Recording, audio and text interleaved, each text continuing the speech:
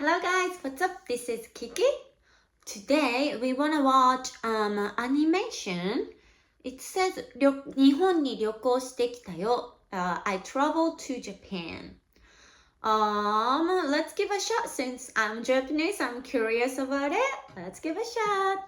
In October, I went on the first vacation I've been on with my family in years. My dad works super hard all the time, so normally it would be either my brother, mom, and me, or just me and my mom, and even those vacations became pretty sparse. It's been over 10 years since we've all had a family vacation, and all of a sudden we have a week to be squished together in a foreign country. So how'd this one go?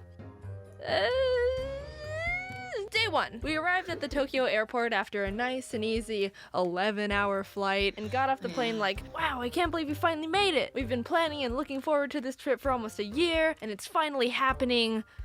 How do we get out of here? We walked around the airport for 2 hours trying to figure out what we had to do, which train we had to get. We lost Dad for like half an hour in the sea of Asians. I'd already expected the worst and thought he was dead, but no worries, turns out he wasn't taken out by the Japanese mafia. My mom had to get train tickets and he had to take care of the luggage, so we split up and planned to meet at a ticket counter, but little did we know there were two of them on opposite ends of the floor, and as the stereotype goes, they looked exactly the same. So my parents were just grumbling and waiting for each other to show up at the opposite ticket stand with no method of communication because we didn't have Wi-Fi yet. After figuring that out and getting to the Tokyo station, we had to use the subway to get to our hotel. None of us grew up in the city and using the subway was new to us, so we had to look at the train station map to see what to do, and is this the Windows 98 pipe screensaver? What is this? Props to people who use the Metro daily or even just know how to figure that stuff out, because that's like a whole Bill Gates secret code, and the consequence of making a mistake is paying to be plopped in an area you never wanted to be at in the first place. We didn't even know how to start reading the map, so my dad resorted to the only logical option.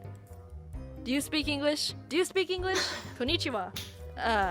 Please, help us. 英語話せるわけねえじゃねえか、外人のバカ。迷子になれ。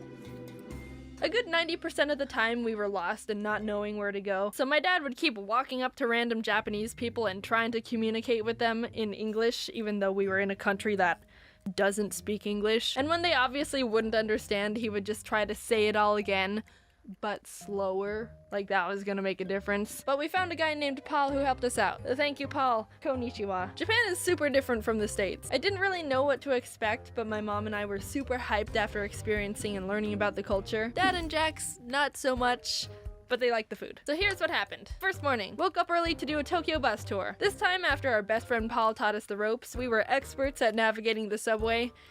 We got on the wrong train. We stopped at a cafe for breakfast, and it was at that point where I realized I wasn't going to be able to use the image translation app I downloaded to try and make communication easier while we were there. It would have been super awesome to just hover the camera over the Japanese symbols and have the phone immediately be like, hey, this is what this says, but it wasn't working the way I thought it would. I don't speak Japanese, but I'm pretty sure they weren't selling a surprised egg topped with the first time in fabric. His wife. I don't think that's a thing. Who married an egg and why is she so surprised? The tour was fun. We went to a forest with some shrines, saw some sumo wrestlers, went up the Tokyo Tower. Pretty cool Asian stuff. Second day, we walked on Japan's big famous crosswalk that looks like the B-movie's traffic system. Pressed F for the dog that waited 9 years for his dead owner to return from the train station. I love you, Hachiko. Went to a hedgehog cafe. Got on the wrong train. Mega Donuki! Spent way too much money at the Pokemon Center. Won nothing at a big arcade. And then collapsed into bed. I should probably slow things down a bit so you can really take in. Day whatever! Wrong train! Rice triangles! Tiny banana snack! My brother said it tasted weird. Walking tour! Oh god, my legs hurt! More noodles! Went to sleep. We had another bus tour around Kyoto, and one of the stops was this 1,000 golden statues temple that was really cool, and we learned about a bunch of gods, one of which I, a Pokemon master, already recognized since it was the inspiration behind Thundurus.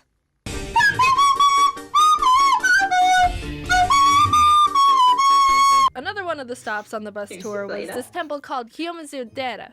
And there's a whole backstory to this place where some people would do this thing called taking the plunge, which was seen as a bold and desperate, extreme wish-making act. So it's simple. What you do is jump off the 43-foot temple balcony and not die. That's literally it. I'm not joking. In the Edo period, people believed that if they put their lives in the hands of Kannon, the god of mercy, you'd be granted a wish, given you don't die. because he doesn't give wishes to corpses. During that time, 200 people jumped and 85% of them survived, which I'd say is actually a pretty good ratio. One woman apparently even jumped twice. Hey, my wish didn't come true. Well, I guess I jump again. Well, they don't let you do that anymore. Which I think is fair, I guess. Anyway, that wasn't even where I was going with that place. There's this little shrine area at the foot of the temple with 3 waterfalls, each representing either longer life, wisdom, or love. And if you drink from one of them, it's believed that you'd be granted that particular category in life. But you only get 1 drink. Thirsty hoe. So I go up there with my long cup on a stick you get, and was watching what everyone else was doing. They would get the water in the cup, wash one hand at a time, then pour some water into one hand to drink from, and let the rest drip into the pool below. Anyway, cutting to the chase, basically, you're in the presence of some pretty intense wisdom right now. Also, there wasn't any place to dry your hands afterwards, so I got wisdom water all over my pants. After that, we saw the 1,000 red gates. You're allowed to walk under them, but apparently it takes like 3 hours to get through them all, and we didn't have that time, so we walked under like 10 and called it a day. After waking up with some French toast that was lightly dusted with a pound of sugar, my mom and I went to the Studio Ghibli Museum. I can't express how incredible that place was. I would recommend it to anyone who has an appreciation for Ghibli,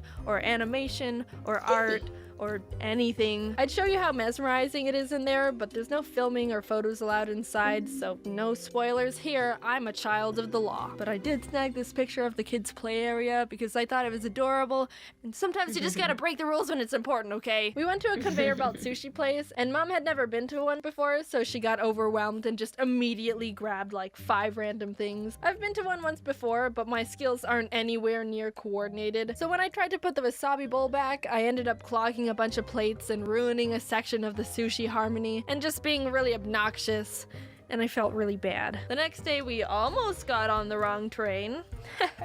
The wisdom juice is kicking in. We went to this famous Sega arcade with 8 floors. That was immensely intimidating. You know how you go to an arcade and there's always some Asian kid who's an absolute god at a game, and there's a little crowd watching because it's so mesmerizing and we're all pathetic? This is their hive. This is the enlightenment mountain they climb for 80 years and consume nothing but tears of tigers. Car racing, combat games, even the children were getting spit out the womb playing like monks. Look at this guy. I don't know what game this is or the objective here, but the aura around him is screaming, "Leave here and never come back, unworthy rat." We were also introduced to this dance game I've never seen before called Dance Rush Stardom. It's like DDR, but with less arrows and 100% more late 90s Melbourne shuffling. My brother and I tried to play it, and it felt like the whole country was like, oh god, why are they here? They look Asian, but they're white as crackers. But we got a good kick out of it, so you know what, go konnichiwa yourself. Then we left and got on the wrong train. For the last night, we went to this robot show, and let me tell you,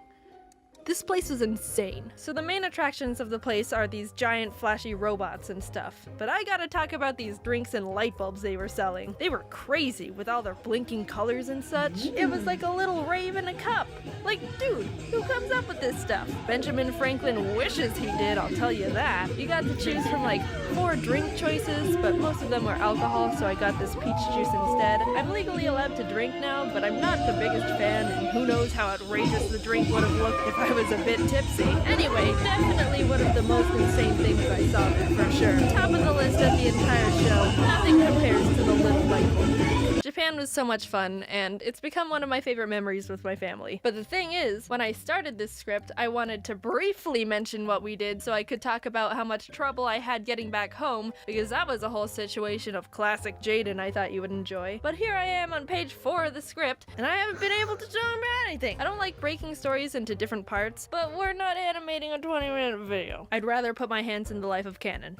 Twice. So yeah, see you in a few weeks with that.